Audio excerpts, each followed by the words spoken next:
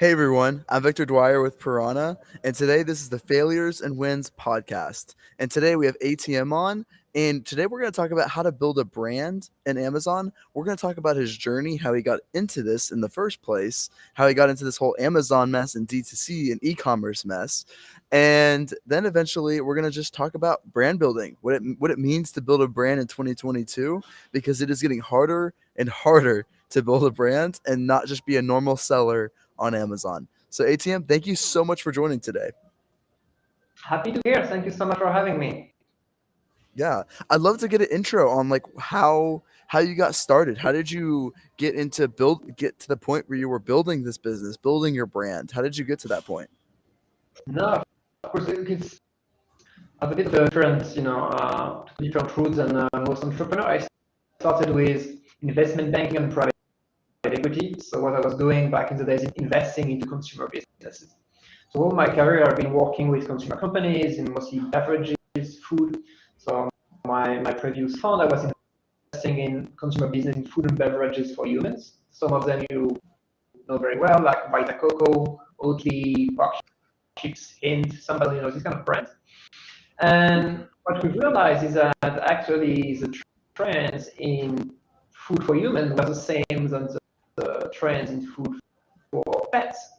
You think about naturals, think about gluten-free, think about limited ingredients. All these trends were also exactly the same one in pets. So we started investing in pet as well, and that's where I started my journey into the pet world, which I'm now doing full time with my own business.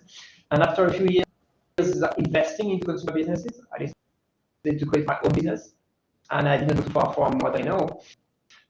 So with a friend of mine, we started our own business in the pet industry, but it's a beverage. So look, I knew very well the beverage industry, I knew very well the industry. So what we did is we took the best of both. We were to create the first functional beverage for dogs. The brand is called Wolf Spring. And we started online indeed. We are now online with our own D2C website, with Amazon, of course, and also retail stores, Target, and stuff like that. So omnichannel strategy. Cool. That's awesome. So what would you say is your biggest strength, like between your strengths and weaknesses? Like, is it the full funnel marketing side? Because as an entrepreneur, like you have to wear all the hats within the company. Yeah. Like you have to be every single person. So what would you say? What role did you either enjoy the most? Or in what role did you not enjoy the most? If it was like the finances, was it the marketing strategy? What was your bread and butter, and what was not your bread and butter? Now, of course, the interesting thing when you're an entrepreneur, I think, is you have things that you like to do, and usually that's the thing you're good at, or at least you enjoy doing it. So Yeah. by doing you be good at it. And the key thing is to make sure you have people with you who can be good at stuff where you're not good at, right? So when we created this business with a friend of mine, that he was a COO in a pet business, and so he was very much into operations, finance, this kind of thing. Where some of them I know how to do, but he's probably more affinity with that part of the business, and I'm more into strategy, branding, things that I really enjoy doing as an investor. As an investor, we're a bit different investors than most of them. We did not look at the financials. I know it sounds weird, but basically our type of investment was you need to find the next big thing. So, for example, Valiant Pest, the fund I was working with, we invested in Vita Coco, they were doing 1 million of revenue. Now they are close to 400 million of revenue. So the financials at the time doesn't matter that much, right? So the company is, doing 1 million of gross margin or whatever. You're like, I bet it's going to explode. So it's really finding the right brand, the right mindset, and the right entrepreneur to be, pushing these brands. And at the end of the day, it's not only the consumer, and being able to spot the trends before they really become big. So Oatly is the oatmeal business, which is another big success. It's the same idea of saying, I'm going to spot the trend very early on. The milk, which is made out of plants, plant-based milk. And I'm going to early on because the brand is going to be good enough to grow and become something big. It's the same idea with Spring, is that we are starting a trend which is still very early, which is basically functional food for dogs. People are looking for more than just feeding their dog with basic nutrients. They want each food to bring something special to them. So what we do is we have them complement the diet of their dog to bring functionalities in it. Think about calming. If your dog is stressed, suffering from separation anxiety, suffering from stress for going to the groomer or to a car ride, what about I'm going to help you calm your dog with some functions added to the food. So this is really what I enjoy doing is spotting early trends and working on them. And it means educating the customer, which is a lot of work, but making the trends big in 5-7 years because we need to work in a long time frame for that.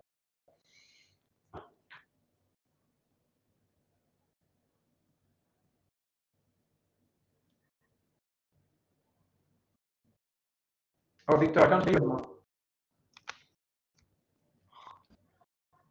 Hello? There we go. Can you hear me? Victor, Can you hear me? we can't hear you. Yeah. Okay, yes, you can hear me. Okay, perfect. What I was gonna ask you was what trending, what process do you go through to find the trends? Are you like looking for people that are you seeing what your friends are doing and then going toward a similar route? What is your market research to say, hey, this trend is happening? What do I need to go from there? What process are you going through with that?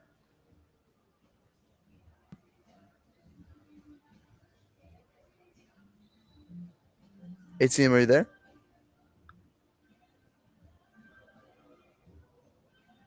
I think we lost them. I'll at least go through like my process on how I at least go through trends. I have the realization of where people are going, and like also Google Trends is a great way to like see to just really test out your hypothesis as well. ATM, can you hear us? Can you hear us?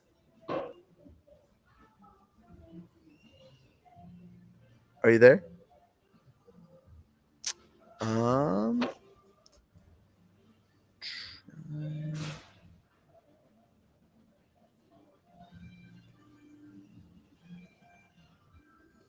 Yeah, and when it comes down to really finding the particular trend that you're looking for, that's where can you hear me?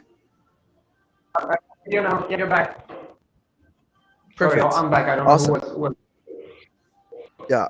I wanted to ask you, what process do you go through to find the proper trends for your like? What process do you go through, like saying, "Hey, this trend is happening"? How do you prove that that trend is happening? And are you looking at your friends and saying, "Hey, my friends are looking for functional beverages. I need to go toward that route"? Or are you like, what's your market research process to say, "Hey, this trend is happening," and how to get ahead of it?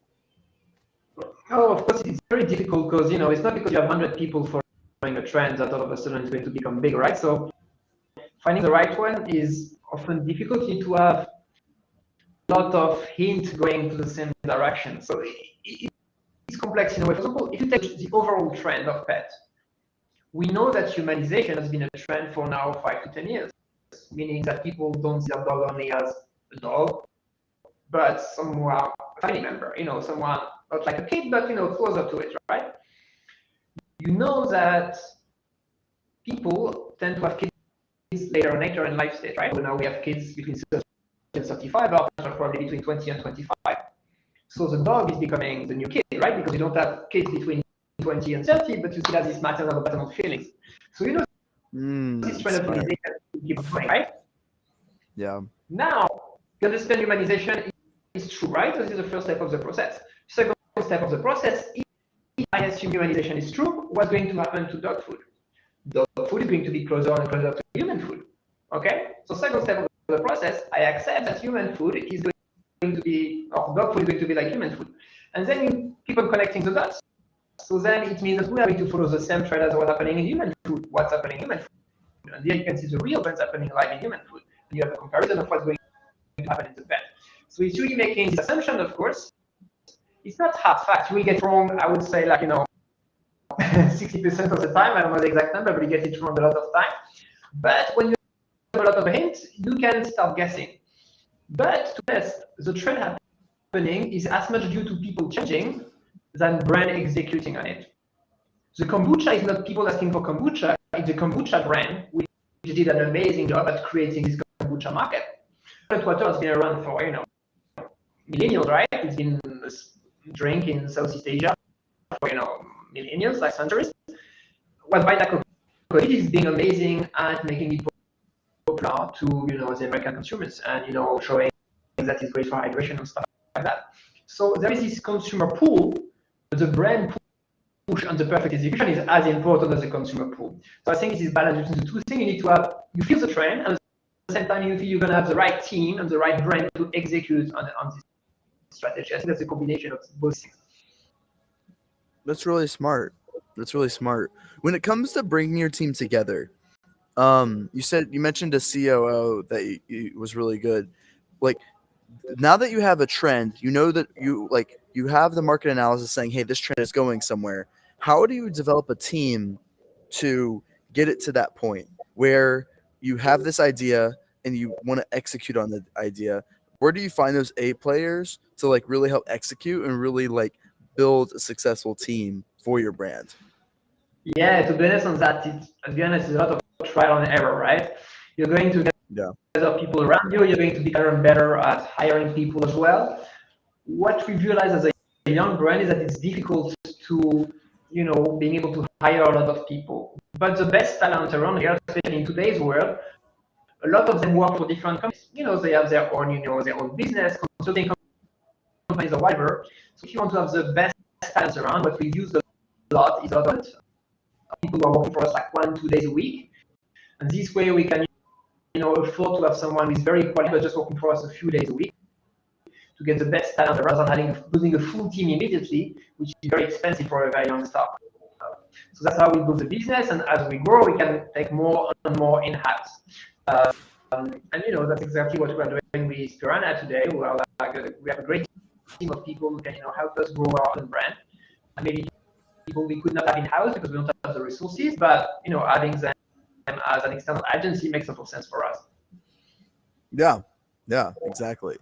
And when it comes to other brand building process, what is the difference between building a brand on your direct to consumer site and building a brand on Amazon? Those are two completely different places and marketplaces. How is it different from building a brand on your e-commerce site than building a brand on your Amazon site? What's the difference and why? No, it's very different and it's very interesting. As an investor, it's funny, back in the days as an investor, you would not invest in a company which was purely Amazon. Everybody would tell you it's purely commoditized because you don't want the customer, right? And with Amazon, you can write to the customer, but not really as much as you would like. You can't send them personalized email and stuff like that. So you don't really own the customer as much as the pure D2C website. So when we started with D2C because the idea was we wanted to have a strong relationship with our customer. I want to be able to ask them questions, to get their feedback on a lot of things, test idea with them. This is very important. This is something which is difficult on Amazon. At the same time, Amazon gives me a lot of customer, right? And some might argue that today I'm at Target. I can't discuss with the customer at Target, right? It's just like Amazon, it's like Target owns a relationship with the customer. I do not. I just put my product on the shelf. So I think the perception on Amazon is changing, but the brand building is slower on Amazon. You get viewed by more people, but your message cannot be as strong because you can't text them, you can't email them, you can't personalize the page and the experience as you would do. I'll give you an example. If you buy something on my website, you're going to receive a nicely branded box, which is exactly the size that you ordered, a nice welcome letter, which is coming with your product, explaining how to use it. You might have gift for birthday, stuff like that. And then you can potentially do it, but it's very difficult. And most of the brands don't do it. So the experience is going to be very different for my customer on Amazon and with my own website. You're going to have a better experience, and therefore my brand is going to resonate stronger on my D2C website than on Amazon. But I'll be honest, my CAC online on my D2C website is much higher than on Amazon because on Amazon I get some organic, change. It's just like my CAC at Target is 0 because customers just go at Target and buy my product. So it's really the same idea. D2C is a best to build the brand, let's be honest. I control the experience from A to Z. Like every interaction my customer control. even customer support I control. With Amazon, I barely control anything, but it's cheaper to push a product. I think funds are now changing a bit their mind about it. They understand the strengths of Amazon, and even if your brand is not as strong, the margins are better, the cash flow is better, and therefore there is another, business play with some Amazon brands. So, question for you: if I, you know how it's cheaper to acquire a customer on Amazon than a direct to consumer site. So, if you were had the decision between, let's say you had to pay $5 for an Amazon customer and pay $15 for an e-commerce customer, are you willing, like when it comes to budget allocation, obviously any normal person that would do finance wise would say, hey, obviously push Amazon, no duh. But from a branding perspective, do you have a different idea of saying, hey, I would rather push the e-commerce site because I own that customer, longer lifetime value play? Like, what is your thoughts? Even though it's triple the cost to push your e-commerce site, do you still push that more? What are your thoughts on that? So I think most brands are doing what we are doing, which is using Amazon for cash and D2C for building the brand, basically. You need to have both. Yeah. You need to have both. I think multiple reasons. First thing is my customers are shopping everywhere, so I need to be everywhere. That's our strategy, or our vision at least. My customers are shopping D2C, Amazon in store. Like they do the three of them. It's not like exclusive to one, right? Yeah. People often say like, oh, it's either Amazon or D2C or offline. The reality is that people are doing everything, so you need to be everywhere. A lot of my customers are cross shoppers, and we have customers who shop D2C and Amazon and offline for the same product, for our product. They bought it in different places. Where are they going to discover the product? Sometimes it's Amazon, sometimes it's offline, sometimes it's our D2C ads. But we have a lot of people discovering our brands offline and then buying online, either Amazon or D2C. So you need to be everywhere anyway. But if I had to choose between whether I put more budget, right, most of my marketing budget, it's still going to be D2C because long term, D2C is stronger because on D2C I have customers, a lot of subscription. D2C, 30% of our revenues on D2C are subscription. Like this is growing and growing and growing. Amazon, you have some subscription, but it's not as strong because the experience is not as strong. So Yep. I think online long term, you need to spend a bit more D2C, but if you say I don't go on Amazon, it would be a mistake. And Amazon will still be there and we still grow. And we've seen it. We've been working together with Fiona for a year now. We've grown the business like 4 or 5 times in a year. So we know that with Amazon, there is strong growth there and with good cash flow. But I think very long term from the brand, you need to spend a bit more on D2C. What is a good, I know every business is different, but I'm curious on your budget allocation. Are you spending 70% of your budget toward your e-commerce site and 30% to Amazon? Like I'd love for you to sprinkle in like social media in there too. Like if you do social media brand building, like Facebook ads to, or like I guess that also counts toward your just for now. What is your e-commerce versus Amazon budget allocation? What Yeah, percentage would be there? marketing budget-wise, today we are at 75% D2C, 25% Amazon. That's what we. Wow. Wow. But funny enough, the revenues, if you do the revenue split, Amazon is bigger than this 25% I spent. This is my point, because it's much more profitable in a way. My CAC is on Amazon. But that's how we've done it. I think as well that we used to be in a period where VC were very aggressive because there was a lot of funds around and they were ready to pay for growth. I think the mentality is changing a little bit, and startups will be changing their mindset as well. They are going to move from a pure growth model to a more sustainable growth model. And this is one of the in a way sustainable growth because the CAC is lower, profitability is higher. So we've been rebalancing. That's why I've been like stronger than that. And you see, like even 6 months ago, now we're rebalancing a bit to Amazon because we know that to show you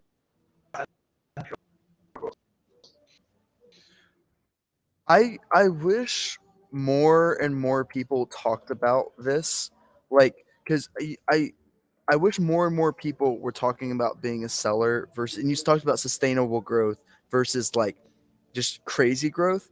I'm like super deep in the Amazon world, so it's always more and more and more and more and more, and it's never a long-term conversation. It's all like, it's in the Amazon world, it's all like, how can I increase my sales this week? How can I increase my sales this month? Um, and I understand from all the pressure on that, but that's just how the Amazon world is. But in the brand building world, it's like, okay, what does my year look like? What is my next, like, what is my 2 year plan, 3 year plan, 4 year plan? And you're right, when it comes to the sustainable model, that's the best way to really go about it. And when it comes to, you said that 75% of your spend was toward your D2C. And I'd like to dial in on that for a second. So, what is so after the iOS 14 update, Facebook ads were hit pretty hard, but not they're still, it's still a pretty decent platform. Facebook still has the best targeting platform in the world. Like, so question to you, out of that 75% spend, what are you spending? Are you spending 50% of that toward Facebook ads? The rest toward, like, are you, I don't, you might be on TikTok, I'm not sure. Are you spending the rest on Google ads? What Yeah. what are you primarily spending most of your budget on the e-commerce side? Now, to answer that, we need to remember at the beginning of we discussed the fact that we are building a new trend, right? That's what we're working Sure. as a business. So we're a bit of a special Yeah. business. Our functional drinks product don't exist. Yeah, did not exist before us. We're the first one to create it, which means we need to educate the customer. Nobody's going to Google functional drink products, right? So Sure. Google for me is a very small. We are more a push model than a pull model. So because we're a push model, I need to educate my customers. And for that, nobody can beat Facebook. Facebook, I can push videos explaining the product, explaining how to use it. So I can do, these 2 or 3 layers of ads, meaning that my customer will be exposed to 2 or 3 different ads. One ad to educate them on how to use the product, one ad to explain the benefits, and then one ad to purchase. You see my point? I can expose them multiple times. So I think we're a special. Most of the brands I know are very big on Google because if you sell beers, I don't know, like craft beer. Well, a lot of people will Google craft beer, so you're right to fight for the Google, the keywords craft beer. But my keywords don't really exist. So for us, Facebook and Instagram are very big. Our customers are mostly between 30 and 60 years old, and this kind of population is mostly on Facebook, not even Instagram. So we are mostly Facebook ads, a bit Instagram. We try TikTok and stuff. TikTok, to be honest, for the moment, ads were a bit disappointed. I think TikTok is a lot of organic, and it requires a lot of content creation, which is quite expensive. So it's not our big focus, especially also because of our target customers. It's not really where we spend the most money. So I would say it's 90% Facebook ads or Instagram ads. Wow. But it's one more time, it's ads to educate customers and ads to purchase. We need to do both because we are building really a trend. Question for you. What about Google ads? Like, Google ads would be a great way to explain your product as well. What are your thoughts on Google? Or sorry, not say Google ads. YouTube ads. That's what I meant to say. What about YouTube ads? That's a really good way to explain your products. What about that? So we did some YouTube ads. The issue we had with YouTube ads, it's very difficult to assess the real interest of the people. Because when you watch a video on YouTube, there's going to click on the link. So you're going to absorb the content, but I can't really follow the customer well enough to know if they're going to purchase in 5, 6, 7 days. On Facebook, if I push a video, I can quantify if the video is successful or not by the number of clicks I get after the ad is finished. You see my point? On YouTube, you're going to watch the video and then it's over. Maybe you like the video, but I can't know. So it's very hard for me to get back on YouTube. That's the issue we have with this channel. We did some ads on YouTube, but we really struggled to get real feedback on whether the ads had an impact or not. Same thing with a lot of brands are doing ads on radio. Radio is same thing. You educate your customers, they hear it, but the purchase is way after it, right? When they come home and then they decide to purchase, most people are listening to radio while driving. So you can try to put promo code to track it and stuff, but it's much harder to track the impact. That's why Facebook is so strong. Facebook, you can really know everything about your customers. And also Facebook is great at targeting certain kind of people. YouTube can do it, radio can't do it, obviously. So question for you, when it comes to Facebook, dialing down on Facebook, after the iOS 14 update, how everybody kind of scattered. Everybody was like, the world is ending. Everyone's going to die. I better sell my business. That's what a lot of it, because think about short-term mindset. It's all short-term mindset. But obviously, what did you do to kind of navigate the iOS 14 update? Did you there's certain tools to help navigate it? Did you did you change your campaigns? Do you go more brand awareness now? Are you not are attribution not as important to you now? Like you're just seeing overall attribution. What did you kind of change after the iOS 14 update? I'll be honest, if anything, our metrics improved after the iOS 14. Really? And I can't say anything special. So yeah, on this one, to be honest, I was really surprised. But for us, it just kept improving after iOS 14. And I think the main reason is that a lot of people left the platform or reduce their budget, meaning that basically when we're bidding to have people and stuff, we get more people for our bucks. So you can see it as it's how to track customer. My customer are like dog owners, but it's not so difficult to track them in a way, and finding the right people for Facebook, I don't think it's very difficult. So it's not that I need to be super precise on the kind of people I need, but I think the fact that a lot of brands reduce their budget is also an opportunity. And we saw it with our metrics, where basically it was cheaper for us to acquire customers after the updates than before the update. So when it comes down to that, are you sure Facebook isn't? Because you know how after the iOS 14 update, Facebook over attributed. I've seen some accounts where they're over attributing by double, meaning they're saying, hey, we did $300, we did 300 sales just today. Like if you check the website, you only have 100. Like it's like, bro, like you're lying. You're just plain out lying at this point. So are you sure? Are you sure Facebook isn't just lying? What they are bad at now is telling you how many sales they've done. This is for sure. This doesn't work anymore. So what we do is Google Analytics, where we can track exactly where our customers are coming from, right? What was the landing page they use. So the only metrics we use is Google Analytics. We don't use metrics from Facebook, because these metrics you can't trust anymore. That's for sure.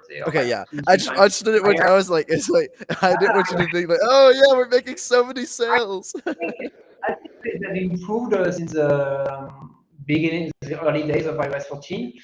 I think now what the issue they have, it lags in time. Basically, if a customer did a purchase on Monday, it's going to be reported by Facebook as a Wednesday purchase. So that's the main issue we have. On the numbers, I don't think it's that different. At the beginning, it was. Now it sounds much better. But Google Analytics, you have all the metrics you need. So that's fine. That's what we use.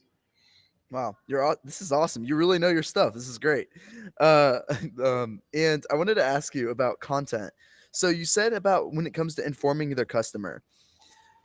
And content creation is very, very difficult to get enough ads to really have a successful Facebook campaign. How did you get enough content to cycle through? Because you were talking about, hey, I want to see what Facebook ads performing well. How did you get enough content, and how do you have a constant flow of content? Are you getting user-generated content? How are you? Do you have a person that constantly creating new ads? What is your content system to constantly keep new Facebook ads in there to make it where you can constantly keep spending on Facebook? So it's an interesting question. So we spend a lot of time on this. The first thing I would say is, for us, once we find an ad which works, we need to stick with it, because our ads get better over time. And the simple reason for that is a social proof. We are a product. I'm like a supplement for dogs or a food for dogs. You need to trust the product. You need to trust the brand. People don't trust Trustpilot. People don't trust reviews on websites.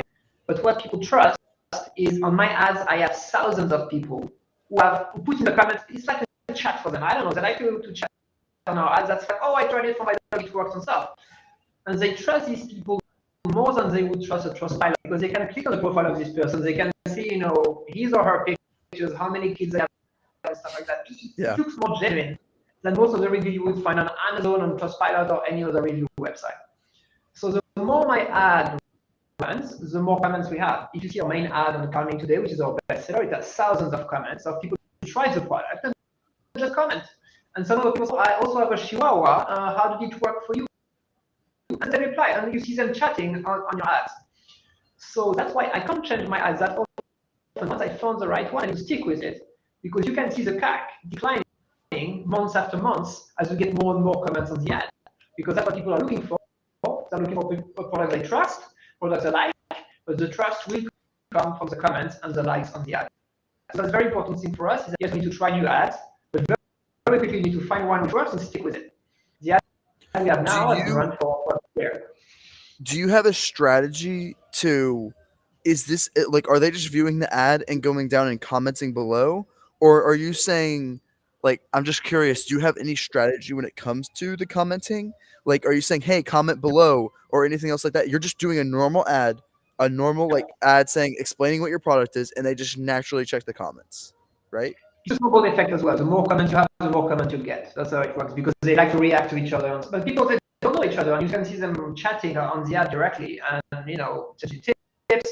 Even they talk about something totally different from my product. Say, oh, coming, I don't use this product, but I use something else, and I'm fine. Chat, give tips to each other. That's good for the community. What we do is, of course, when people comment on the ad, we are going to comment as a brand and give them tips and stuff like that. So we make sure the conversation happens. So we push it. But on the ad, we don't push for please comment below or stuff like that. We don't do this. So that's the first thing, is really finding the right ad and sticking with it. We can be a bit conservative because a lot of brands like to test all the time. So we test for 2 to 3 months when we launch a new product, and then we stick with it. We're going to try some new ads from time to time, just to check if something cannot be better. But we rarely change when we find the right one.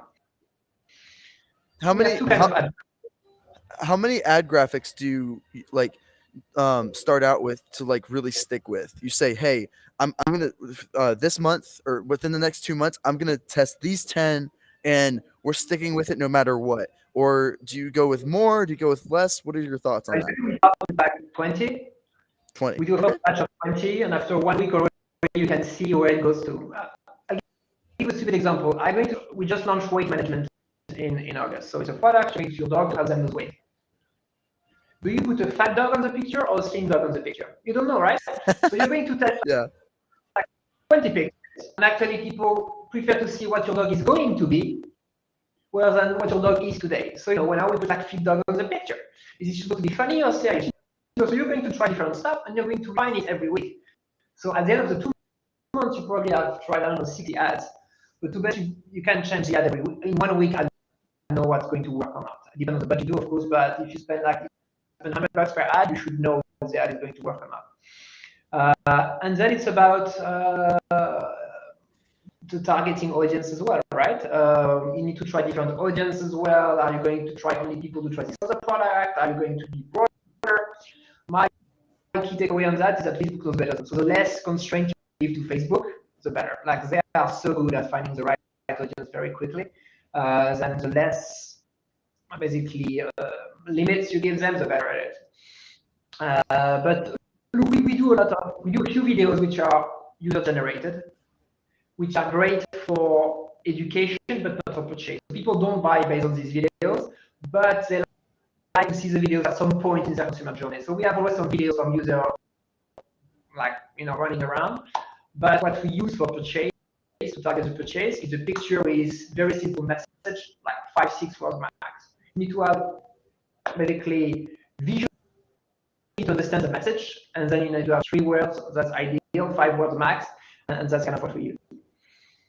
Cool.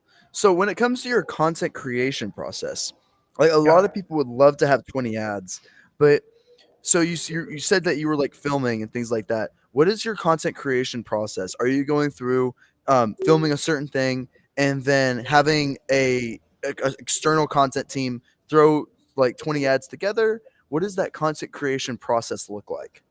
So for the videos, user generated, we just reach out to influencers saying, hey guys, you want to try our product, and make a video about it. That's it. We never paid any influencer. We just send them the product, and we say, you try the product. The only thing we ask is that we can use whatever video you're going to create for your own account as ad for us. So that's what we do for user-generated content, and you have a lot of people very happy to do it. And a lot of brands want to go with a big influencer and stuff like that. That's not what we do. We go with everyday people, because I think people can relate more to everyday people than having 100%. this very fancy influencer living in a fancy house in Beverly Hills. Like that's not my customer, so that's not me either. So that's what we do for the videos, but it's really like a small part of our budget. The main part is images. Look, images is easy to create. You just need to come up with 6 or 7 ideas of what we call hook, what can interest a customer, and then we define it in multiple ways, multiple pictures and stuff like that. And you can do it very easily, with Canva, or you don't need to have like, a full graphic artist team behind it. Yeah, that's amazing. Okay, that's really interesting. And what is kind of like top of mind for you as like, there's a lot of things happening in the world right now of like, where we have labor, at least in America, we have labor shortages, we have inflation. What is top of mind for you? Is it trying to find the right people? Is it supply chain? Supply chain's been a huge issue lately. Like, what is the biggest area? What are the top 3 things that are on your plate of concern of saying, hey, I need to figure out my supply chain. Hey, I need to figure out inventory. Hey, like, obviously I don't think you're afraid of marketing, but hey, is it marketing? Like, what is the top 3 things that you're thinking of right now that are in your, what is concerning to you? I think like supply chain is a big issue. Like to get bottles, we use PET bottles, small PET bottles or plastic bottles, 1 year. You need to book them 1 year in advance. The supply. Really? It's insane. Yeah. The main one we're using, they are booked until 2024. So it means that some brands went and told the producer, guys, we are buying all your inventory until 2023, the end of 2023. So we have to wait until 2024. So in a year and a half now to get new inventory of this specific one. So we found another one from another producer, but you have to book at least 6 months in advance. Like basically, when they're going to do runs, they call a few guys saying, guys, do you want a bottle? To tell me now and use. So plastic bottles become very, very difficult to get. Most of our other ingredients is being easy because they are all coming from the US, so that's fine for us. So it's been on the easy one. The toughest one for us is definitely the bottles. But it impacts a lot of things because you don't have the bottles and you can't produce much, which means you manage inventory much tighter. So when we produce, we can produce as big as we can, but then you need to manage your SKUs, and because also the stores, they order like, if I sell to Target, it's going to be like several pallets at a time, especially when they do reset and stuff like that. So we need to work very closely with the retailers to make sure that there is no shortage and stuff like that. So this is the biggest one. Wow. That, like any other startup of funding, is going to be every year or 2 years you need to fundraise, of course. So this is always on top of mind because you need to work on it. So that's what we do as well. Wow. Huh. Okay. And you said your top 1 supply chain, number 2 is fundraising. What is the third one? So a team, finding the right people, of course. Basically, your company is as good as the people you work with, right? So that's always something we are trying to also. We have something we have not cracked. If we could do better, for example, retailers and stuff like that. So it's really finding the right people to help us expand is the difficult one because you invest a lot into people. So each time you hire someone, or even if you work with an agency, a lot of investment. I'm not only talking about money, but time as well. Training them and stuff. So this is something where you can't make too many mistakes, or mistakes are expensive. Okay. Yeah, that's really interesting. So number 1, supply chain. Number 2 is funding, and number 3 is hiring. Did I get that right? Yeah, I wouldn't put hiring for fundraising. It's just a constant thing that we need to work on. So it needs always to top of mind, right? But it's not really a big issue for us at the moment, but something we keep on working on all the time. And that's amazing. I think with marketing, I think we've done a good job, but we are creating a brand new market, so it takes a lot of effort. But I see it with all the brands. The good thing when you're creating your own market is that you manage, then you're the reference brand. If I tell you, coconut water, you're probably going to think about Vita Coco straight as a brand. People Vita Coco instead of coconut water. If I tell you oat milk, you're probably going to think about Oatly mostly because they've done a great job at educating the customer. So when it becomes a reference brand for a category, then even if competitors come, you will still remain the main brand getting most of the market. and these competitors are going to help you grow the market, but you're still going to remain 50 or 60% market share in Hmm. That's really fascinating. Okay. Wow. That's amazing. Is there anything else that has been top of mind for you, that we haven't mentioned yet, that you wanted to that, like you say, hey, a lot of brands are doing this, or a lot of Amazon sellers are doing this, and they need to be doing this. Is like, is there something that that you're seeing that's saying, hey, everyone should be doing this? Is there anything like that that's top of mind that you've been thinking of that's been happening it. lately? Very interesting trend for me, and I'm looking forward to see how it's going to change. Is we see a lot of companies starting Amazon aggregator, meaning they are buying different brands and putting all of them under one umbrella. So this is the opposite of what I'm doing. They don't care about the brand, qualitize as much Yeah. as they can, right? They put the brand, all the brands under one umbrella. They streamline the cost to make it as cheap as possible. They optimize the Amazon listing, but it's more an Amazon game than really a brand game, right? It's like getting as many reviews as you can, being visible in the keywords, that's it. So it's the opposite of brand building. It's really like it's product building, which is fair, huh? Which is perhaps makes sense. And we see more and more of those, meaning the cost of the CAC on Amazon is also increasing because meaning that people are more relying on brands are relying on Amazon to build their business rather than going to retailers or to B2C. So maybe Amazon will become as Yeah. expensive eventually, but this I think is a very interesting trend. And I'm looking forward to it and looking at what category will really emerge as in this aggregator. Can we really build brands, or is it going to be just commodities like I don't know, like pens and I don't know, like tables and chairs, stuff like that. Yeah. Yeah, that's amazing. Yeah, I feel like it's almost that, like, these aggregators, they just buy sellers at the end of the day, and they're not worried about like the brands. Kind of, you know how you were talking about sustainable growth. That is not what these brands. That is not what they care about. Great, right? They want EBITDA, they want cash at the end of the day very quickly, and they want to optimize the cash even stronger. Let's see. And I wonder if at some point you won't not going to see like small brands coming and decommoditizing a little bit some categories. A bit like Yeah, Yeti has done a great job with all the beach stuff, like the beach tent and the coolers and stuff like that. Coolers yeah, used to be a massive commodity that really would care about the brand of it. And then Yeti came and created a real brand out of it and commoditized the category. And because Amazon is commoditizing so many things, I wonder if I will see an uncommoditization of some of these categories. wow, yeah, that's amazing. Cool. That's all we have time for today. But I'd love to tell the audience, like, please tell the audience like how to find you. If they have any other questions or anything else, love to like, yeah, please tell them how to find you. Of course, look, you can reach out on LinkedIn if you manage to spell my family name correctly, which is not easy.